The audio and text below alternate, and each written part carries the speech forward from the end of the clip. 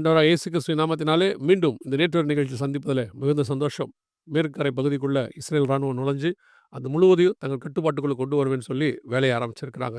இது ஒரு பக்கம். இன்னொரு பக்கம் அமெரிக்க ஈரான் பிரச்சனை மிக முக்கியமான இடத்தை எட்டியிருக்கிறது. அதையும் தாண்டி அமெரிக்காவுக்கும் ரஷ்யாவுக்குமான அணு ஆயுத ஒப்பந்தம் 2010 போடப்பட்டது. அது முடிவுக்கு வருகிறது. ஒபாமா காலத்தில் போடப்பட்டது, முடிவுக்கு வருகிறது. இனி 2 பேருமே அணு ஆயுதங்கள எவ்வளோ வேணா தயாரிக்கலாம்னு சொல்லியிருக்கிறாங்க. அதுக்கு ஒரு கட்டுப்பாடே இல்லன்னு சொல்லியிருக்கிறாங்க. உலகம் மிக முக்கியமான இடத்துக்கு போயிருக்கு. இதையெல்லாம் தாண்டி நம்ம நேற்று வரைக்குள்ள வேற சில மிக முக்கியமான விஷயங்களையும் பார்க்க போறோம். வாங்க நேற்று வரைக்குள்ள போலாம். முதலாவதாக இப்போ இந்த வாரத்துல பரபரப்பாக ஒரு சம்பவம் நடந்திருக்கு. இத்தாலி மிலன் நகர்ல குளிர்கால ஒலிம்பிக்கான ஓப்பனிங் செரிமனில சாத்தான் வழிபாட்டு சின்னம் காட்டப்பட்டதாக ஒரு பரபரப்பு உலகம் முழுக்க போயிட்டே இருக்கு. இந்த சாத்தான் வழிபாட்டு சின்னம் காட்டப்படுவது என்பது ஏதோ முதல் முறையாக நடக்கிறது அல்ல.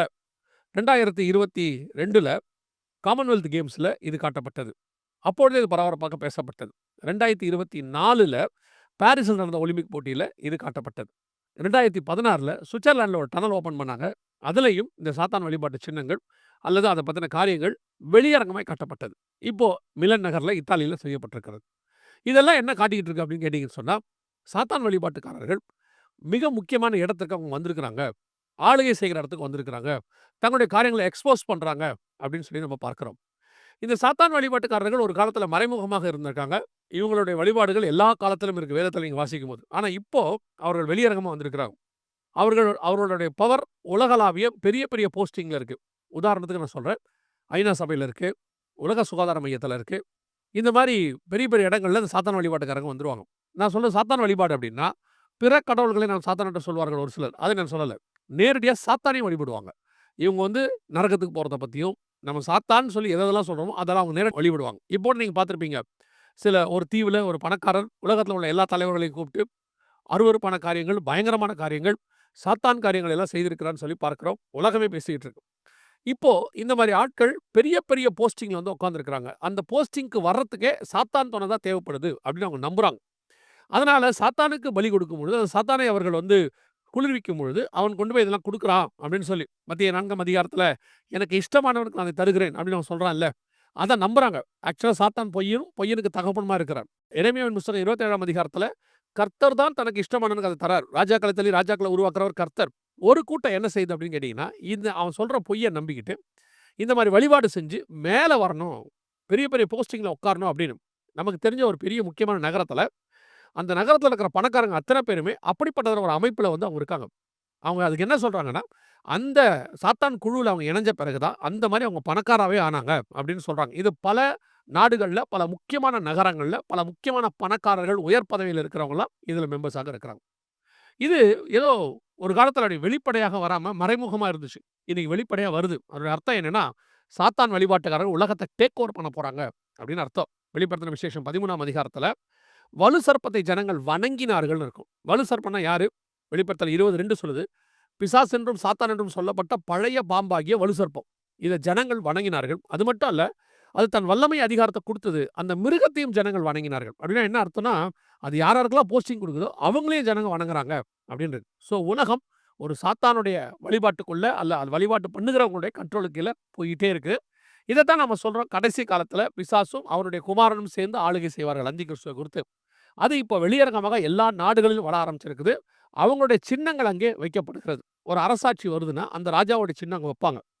ஒரு ஒரு ஒரு கவர்மெண்ட் வருதுன்னா அந்த அரசாங்கத்தினுடைய சின்னம் அங்கே இருக்கும். அதே மாதிரி தான் இப்போ சாத்தானுடைய சின்னங்கள் எல்லா இடத்துக்கும் வருது. என்ன சொல்லுதுன்னா, சாத்தானுடைய அதிகாரம் அல்லது ஆளுகை 7 ஆண்டு காலம் பூமியில நடக்கப் போகுது.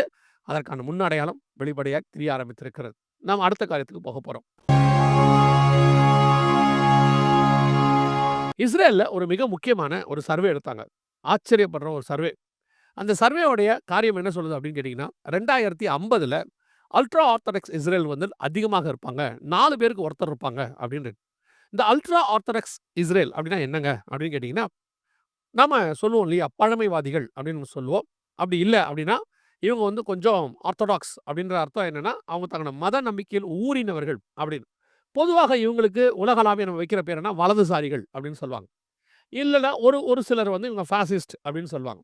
அவங்க என்ன செய்வாங்க அப்படின்னு கேட்டீங்கன்னு சொன்னா, தங்கள் கடவுளுக்காக, தங்கள் மக்களுக்காக இவங்க என்ன செய்வாங்க, எல்லாத்தையுமே விட்டுக் குடுப்பாங்க. ஆனா, சில ஃபாசிஸ்ட் இருக்காங்க. தங்கள் கடவுளுக்காக மத்தவங்கள கொல்லுவாங்க. மத்த வழிபாடுகள இடிப்பாங்க. மத்தவங்க வந்து அவங்கவங்க கடவுள தேடக்கூடாதுன்னு சொல்லி இவங்க என்ன பண்ணுவாங்கன்னு கேட்டீங்கன்னா, அவங்களுடைய உரிமைய பறிப்பாங்க. இந்த மாரி ஃபாசிஸ்ட் இருக்காங்க. இந்த ஃபாசிஸ்ட் யாருன்னு கேட்டீங்கன்னா, ஹிட்லர் மாரி ஆட்கள். இந்த ஹிட்லருடையதான வகையறாக்கள் இன்னைக்கு உலகளாவிய எல்லா நாட்டிலும் இருப்பாங்க. இவங்களுக்கு வந்து இவங்க கடவுள வழிபட்டா புடிக்காது. அவங்க கடவுள அவங்க வழிபடுவாங்க. ஆனா மத்த கடவுள்களையும் வழிபடக்கூடாதுன்னு சொல்லுவாங்க.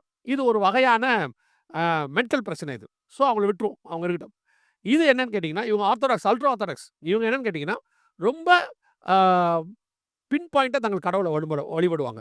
அந்த வசனத்த அப்படியே நியாயப்பிரமாணத்த கைக்கொண்டு, இந்த நியாயப்பிரமாணத்துக்காக வாழுவாங்க. அப்படிப்பட்டதான ஆர்த்தடாக்ஸ், அல்ட்ரா ஆர்த்தடாக்ஸ் ஜூஸ் இப்போ இன்கிரீஸ் ஆகிட்டே வராங்க அப்படின்னு சொல்றாங்க. ஆனா இத டைம்ஸ் ஆஃப் இஸ்ரேல்ல எப்படி எழுதியிருக்காங்கன்னா, அவங்களுடைய வியூல இருந்து எழுதுறாங்க டைம்ஸ் ஆஃப் இஸ்ரேல். இன்னைக்கு உள்ள ஜனநாயக முறைப்படி, இன்னைக்கு உள்ளதான காரியங்கள் படி அவங்க எப்படி எழுதுறாங்கன்னா, இவங்க வளர்றது வந்து நல்லதில்ல. ஏன்னு சொன்னா இவங்க மிலிட்டரிக்கு வரமாட்டாங்க. இவங்க என்ன செய்வாங்கன்னு கேட்டா, தங்கள் கடவுளுக்காக சேவை செய்றவங்களா இருப்பாங்க. கடவுள் சேவையில மட்டும் இருப்பாங்க. மிலிட்டரில வரமாட்டாங்க. மத்தவங்கள கொல்ல மாட்டாங்க. ஆனா நம்ம ஏற்கனவே ஃபாசிஸ்ட்லாம் எப்படி இருப்பாங்கன்னா, மிலிட்டரில சேர்ந்து மத்தவங்கள கொல்லுவாங்க. அந்த மிலிட்டரி தங் கண்ட்ரோல்ல இருக்கணும். தங்கள் தான் இருக்கணும். அதுல தங்கள் வழிபாட்டுக்காரங்க மட்டும் தான் அதுல இருக்கணும் அப்படின்னு நினைக்கக்கூடிய ஃபாசிஸ்ட் அவங்க. இவங்க அப்படி இல்ல. மிலிட்டரியிலே சேரமாட்டாங்க. இவங்க வந்து கடவுளுக்காக அதுல அந்த கடவுள் வழிபாட்டு முறைமை, அதுல போய் நியாயப்பிரமாணம், தேவாலயம் இப்படியே இருப்பாங்க.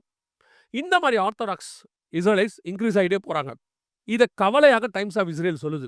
என்ன சொல்லுதுன்னா, இவங்கலாம் வளர்ந்துட்டாங்கன்னா, இந்த மாரி ஆட்கள் அதிகமாயிட்டாங்கன்னா, அப்புறம் மிலிட்டரிக்கு ஆள் வராது. அதற்கு பிறகு இந்த மாரி சோசியல் மீடியா இந்த மாரி இடத்துக்குள்ள வரமாட்டாங்க. இவங்க வந்து இந்த மாரி WhatsApp அல்லது வந்துட்டு Facebook அந்த மாரி இடத்துல இவங்க ஈடுபட மாட்டாங்க. இவங்க முழுக்க முழுக்க பைபிள்குள்ள அதான் நியாயப்பிரமாணத்துக்குள்ள இருப்பாங்க. ஆனா நாம பார்க்குற ஃபாசிஸ்ட் எப்படி இருப்பாங்கன்னா, இவங்க வந்துட்டு இந்த மாரி ஒரு மீடியாவோ, WhatsAppஓ எல்லாத்தையும் தங்கள் கையில கண்ட்ரோல்ல வச்சுக்கிட்டு, அந்த மீடியாவையே தன் கண்ட்ரோல்ல வச்சுக்கிட்டு, தான் சொல்றது மட்டும் தான் அங்க புரொபகண்டா பண்ணிக்கிட்டு, மத்தவங்கள அதுல குறை சொல்லிக்கிட்டு, மத்த வழிபாட்டுக்காரங்கள துஷ்பிரயோகம் பண்ணிக்கிட்டு, அவங்கள பத்தினதான நெகட்டிவான கமெண்ட்ஸ போட்டுக்கிட்டு இருப்பாங்க. மீடியாவ தன் கையில வைக்கணும்னு நினைப்பாங்க. ஹிட்லர் மாதிரி. ஹிட்லர் அப்படிதான் செஞ்சாரு. இந்த மாரி ஆர்த்தடாக்ஸ் ஜூஸ் வேற. இவங்க யாருன்னு கேட்டீங்கன்னா, தங்களுக்கு கடவுளுக்காக தங்களை அர்ப்பணிச்சு நியாயப்பிரமாணத்தின்படி வாழணும் அப்படின்னு சொல்லி அவங்க ஒரு முழுக்க இருப்பாங்க. சரி இந்த நியூஸ நம்ம ஏன் இப்ப சொல்றோம் அப்படின்னு கேட்டீங்கன்னா, இந்த நியூஸ வாசிக்கும்போது ஆண்டவர் எனக்கு ஒரு காரியத்த உணர்த்தினார். அதத்தான் உங்களுக்கு சொல்றேன். வெளிப்படுத்தின விசேஷம் 7ஆம் அதிகாரம் 1 முதல் 8 வசனத்துல பார்த்தீங்கன்னா, கடைசி நாட்களிலே அதாவது இந்த மாரி காலங்களிலே கடவுளுக்கென்று தங்களை அர்ப்பணித்த அதாவது தேவனுடைய முத்திரையை பெற்ற 1,44,000 இஸ்ரவேலர்கள் இருப்பாங்கன்னு பைபிள் சொல்லுது. ஒவ்வொரு கோத்திரத்திலிருந்தும் 12,000 12,000 பேர் இருப்பாங்க. இவங்க நியாயப்பிரமாணத்த கரெக்ட்டா ஃபாலோ பண்ணுவாங்க. கடவுளுக்காக தங்கள அர்ப்பணிச்சு கொள்றவங்க. கர்த்தர் சொல்லுவாரு, இவங்க மேல உன் முத்திரைய போடு. இவங்கள பாதுகாக்கணும்னு சொல்லுவாங்க. அந்த 7 வருஷத்துல இவங்க தான் பாதுகாக்கப்படுவாங்க. அதுக்கு பிறகு அர்மேகதான் யுத்தம் முடிஞ்ச உடனே, அந்த 1000 வருஷ அரசாட்சியில இவங்க மாம்சத்துல பூமியில பலுகி பெருகுவாங்க. ஸோ இந்த 1,44,000 இஸ்ரலைட்ஸ் 12 கோத்திரத்திலிருந்து கொண்டு வரப்படுவாங்க. இப்ப அப்படிப்பட்டதான ஒரு கூட்டம். சரி இதே மாரி கூட்டத்துக்கு முன்னாடி இருந்தாங்க. எங்க இருந்தாங்கன்னா, இயேசு வரும்போது பார்த்தீங்கன்னா, நம்ம யோவான் ஸ்நானகன் சொல்றோம் இல்லையா? அவர் வந்து வனாந்தரத்துல இருந்தாருன்னு. அப்போ அதே மாரி ஒரு குரூப் வனாந்தரத்துல இருந்து, இயேசு முதலாவது வருவதற்கு முன்பதாக கும்ரான் குகைகளுக்கு அருகாமையில தங்கள் லைஃபையே கடவுளுக்காக அர்ப்பணிச்சவங்க. மேசியா வருவாரு. இப்ப நமக்கு தெரிஞ்சது யோவான் ஸ்நானகன் மட்டும் தான். அந்த மாரி ஒரு குரூப் ட்ரைபே இருந்திருக்கிறாங்க. இவங்க எல்லாருமே மேசியா வருவார், நம்ம போக போறோம். ஸோ மேசியாவுக்காக ஒரு சிலர் அதுல கல்யாணமே பண்ணாம கூட இருந்திருக்காங்க. அந்த மாரி காத்திருந்த ஒரு கூட்டம் இருக்கு. ஆர்த்தடாக்ஸ், அல்ட்ரா ஆர்த்தடாக்ஸ் ஜூஸ் அப்படின்னு இஸ்ராயல்ஸ்ன்னு சொல்லுவாங்க. இப்போ அந்த கூட்டம் வந்திருக்கு. என்ன இதுல பெரிய ஆச்சரியம்னு கேட்டீங்கன்னா, 2000 வருஷமா இஸ்ரவேலர்களே கிடையாது. ஒரு ட்ரைபும் கிடையாது. எங்க போனாங்க, ஏது போனாங்கன்னு தெரியாது. இப்போ 12 ட்ரைபும் திரும்பி வரத் தொடங்கி இருக்கிறது. எல்லா பக்கத்துல இருந்தும் அவங்க வரத் தொடங்கி இருக்கிறாங்க. அதுல குறிப்பாக நீங்க பார்த்தீங்கன்னு சொன்னா, இவங்க அதாவது 7ஆம் அதிகாரத்துல பார்த்தீங்கன்னா, வரவேண்டிய அந்த ஜனங்க அல்ட்ரா ஆர்த்தடாக்ஸ் இஸ்ரலைட்ஸ் இப்போ உருவாகிட்டு ஆரம்பிச்சுட்டாங்க. கடவுளுக்காக வாழக்கூடியவர்கள், தங்கள வேற எந்த இதிலும் ஈடுபடுத்திக் கொள்ளக்கூடாதவர்கள், சமூக வலைத்தளத்துல இருந்து ஒதுங்கி இருக்கிறவர்கள், அந்த மாரி கடன் இதெல்லாம் அவங்க வாங்க மாட்டாங்க. அந்த மாரி ஒரு குரூப் உருவாகியிருக்கிறாங்க அப்படின்னு டைம்ஸ் ஆஃப் இஸ்ரேல் சொல்லுது. அவங்க நெகட்டிவ் வியூல அத சொல்லியிருக்கிறாங்க. ஆனா அதுக்கு பின்னாடி இவர்கள் தேவனுக்கு காத்திருக்கிற ஒரு கூட்டம். வெளிப்படுத்தல் 7ஆம் அதிகாரத்துல வரவேண்டிய கூட்டமாக நான் அதை பார்க்கிறேன். இவங்கள தான் இந்த மாரி ஆட்களைத்தான் கர்த்தர் அந்த 7 வருஷத்துல மறைச்சு 1000 வருஷ அரசாட்சியில பலுகி பெருக பண்ணுவார். அப்படின்னு நம்ம பார்க்கிறோம். அந்த மாரி ஒரு கூட்டம் இப்போ ரெடியா இருக்கு. கடைசியாய் ஒரு காரியத்தை பார்த்துட்டு நாம் முடிக்க போறோம். கடந்த நேற்று வரையில மூல் புக் பத்தி நம்ம பார்த்தோம். அதாவது இந்த ஏஐ வந்து ஒரு தனக்குன்னு ஒரு வலைத்தளத்த உருவாக்கி இருக்குது. அதுல தங்களுக்கு என்று சொல்லி ஒரு மொழிகள உருவாக்குற அளவுக்கு அவங்க ஆயிருக்காங்க. ரிலிஜன் உருவாகியிருக்கு. அவங்களுக்கு ஒரு புஸ்தகம் உருவாகியிருக்கு. அப்படி அவங்க தங்கள தாங்களே பேசிக் கொள்றாங்க. இதெல்லாம் பார்த்தோம் இல்லையா? இப்ப அடுத்த கட்டத்துக்கு அது போயிருக்கு. என்ன அப்படின்னு கேட்டீங்கன்னா, இவங்க ஹியூமன் ஹையரிங் அப்படின்னு சொல்றாங்க. அதாவது மனிதனை வேலைக்கு எடுக்கிறதுக்காக இப்ப அவங்க அனவுன்ஸ்மென்ட் குடுத்திருக்கிறாங்க. அவங்களுடையதான உலகத்துக்கு உலகம்னா நீங்க ஏதோ வேற எதுவும் நெனச்சிராதீங்க. நம்ம Facebookல இருக்கிற மாரி மெட்டாவர்ஸ் அப்படிலாம் கிடையாது. இந்த உலகத்திலேயே இப்போ ஏஐ கண்ட்ரோலுக்கு மொத்தமா போயிட்டுருக்குது. சிஇஓஸ் எல்லாமே ஏஐ இருக்காங்க. சில வேலைகளை மனுஷங்கள வச்சு செய்யணும். மனுஷங்களுக்கு தான் செய்ய முடியும். அந்த வேலைக்கு அவங்க ஆள் எடுக்குறாங்க. முதல்ல நாம என்ன பண்ணியிருந்தோம், நம்ம வேலைக்கு ஏஐய யூஸ் பண்ணிட்டு இருந்தோம் இல்லையா? இப்போ அட்வான்ஸ்ட் ஆயிட்டு இருக்கு. இப்போ எப்படி ஆயிருச்சுன்னா, ஏஐ வந்து எல்லாத்தையும் நடத்துது.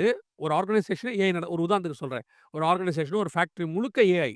அதுல ஒரு சில வேலைகள் வந்து மனுஷங்க தேவைப்படுறாங்க. அவங்க இப்ப என்ன பண்ணியிருக்காங்கன்னா, அந்த ஜாப் ஆஃபர் கால்ஃபர் பண்ணியிருக்காங்க. பண்ணிட்டு, இந்த வேலைக்கு இந்த மாரி ஆட்கள் வேணும். உலகளாவிய அதான் ரொம்ப இம்பார்ட்டன்ட். உலகளாவிய. எந்தெந்த நாட்ல இருக்கீங்களோ, நீங்க எந்த ஹவர்ஸ்ல ஒர்க் பண்ண முடியும். ஒரு ஹவருக்கு உங்களுக்கு எவ்வளவு சேலரி அப்படியெல்லாம். அது பவுண்டா இருந்தா பவுண்டு, டாலரா இருந்தா டாலர், ரூப்பீஸ் இருந்தா ரூப்பீஸ். இப்படி ஒரு ஏஐ உடையதான ஒரு காரியம் அடுத்த முன்னேற்றத்துக்கு வந்திருக்குது. கவனிங்க, ஒரு காலத்தில் இந்த ஏஐ ரோபோட்ஸ் என்பது நமக்கு ஒரு வேலைக்காரர்கள் போல வந்தது. ஒரு டெக்னாலஜியா இருந்துச்சு அது. ஆனா வரும்போது கர்த்தர் உணர்த்தினாரு. அதுக்கு முன்னாடி ஹியூமனாய்ட் ரோபோட்ஸ் இருந்துச்சு. இது எல்லாத்தையும் பார்க்கும்போதே நமக்கு நல்லா தெளிவா தெரியுது. வெளிப்படுத்தல்ல சொல்லப்பட்ட காரியங்கள் நம்ம கண்ணுக்கு முன்னாடி நடக்குதுன்னு சொல்லி. ஆனா இப்போ தெளிவாக 100% கர்த்தர் சொன்னபடியே கடைசி காலத்தில மனுஷர்களை நடத்தக்கூடிய, மனுஷர்களை ஆளுகை செய்யக்கூடியதான ஹியூமனாய்ட் ரோபோட்ஸ் வந்துருச்சு. வெளிப்படுத்தல் 13, 15 யோவேல் 2ஆம் அதிகாரம் சொல்லப்பட்டதான மிக முக்கியமான ஒரு இனம் உருவாகி, இவங்க மனுஷனுக்கு வேலை குடுக்குறாங்க. இப்ப யோசிச்சு பாருங்க. கொஞ்சம் கொஞ்சமா இவங்க பெருகிருவாங்க. ஒரு பீரியட்ல மனுஷ சமுதாயம் நெறையா இருந்துச்சு. அதே நேரத்தில வேலை பார்க்கறதுக்கு மிஷின்ஸ் நம்ம கொண்டு வந்தோம்.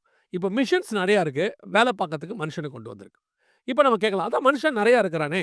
அப்படி இருக்கும்போது, எதுக்கு இந்த மனுஷன் போய் இவங்ககிட்ட வேலை செய்யணும்? அப்படின்னு கேட்டீங்கன்னா, இன்னும் ஒரு சில காலங்களில நம்ம பார்க்கிறபடி, வெகு சீக்கிரத்தில 3ஆம் உலக யுத்தம் வரும். அதில பெரும்பான்மையான மக்கள் வந்து அழிக்கப்படுவார்கள். பாப்புலேஷன். அதுக்கு போன பிறகு நமக்கு வேலைக்கு மக்கள் தேவைப்படுவார்கள். அதையும் தாண்டி இன்னும் 4ஆம் உலக யுத்தம்லாம் இருக்கு. ஆல்பர்ட் ஐன்ஸ்டீனே அத பத்திலாம் பேசி வச்சிருக்கிறாரு. இருக்கு. பைபிள் படியும் ஒண்ணு நடக்கும். அப்படி நடக்கும்போது, அதுல 3ல் 1 பங்கு ஜனங்கள் மரித்து போவார்கள். அப்புறம் பார்த்தீங்கன்னா, மனுஷனே இருக்க மாட்டான். இன்னைக்கு இருக்கிறதுல பாதி இருந்தா பெரிய விஷயம். அந்த காலத்திலேயும் அவர்களுக்கு அது தேவைப்படும். ஸோ, மனுஷனை ஆளுகை செய்யக்கூடிய, மனுஷனை நடத்தக்கூடிய, உலகத்தை ஆளுகை செய்யக்கூடிய ஏஐ, ஹியூமனாய்ட் ரோபோட்ஸ் எல்லாம் இப்பொழுது ரெடியாக இருக்கு. அது மனுஷன ஹையர் பண்ண தொடங்கியிருக்கு. கொஞ்சம் கொஞ்சமா மனித சமுதாயம் மிஷின்ஸ் கையில அடிமையாயி போயிட்டுருக்கு. ஒரு காலத்தில மிஷின்ஸ் நம்ம டிபெண்டபிளாக இருந்தோம். வேற வழி இல்லாம இப்ப ஃபோனே இருக்கு. நம்ம டிபெண்டபிள் ஆயிட்டோம். ஃபோன் இல்லாம இப்ப வாழ முடியாதுங்கிற இடத்துக்கு நம்ம லைஃப் ஸ்டைல் வந்துருச்சு.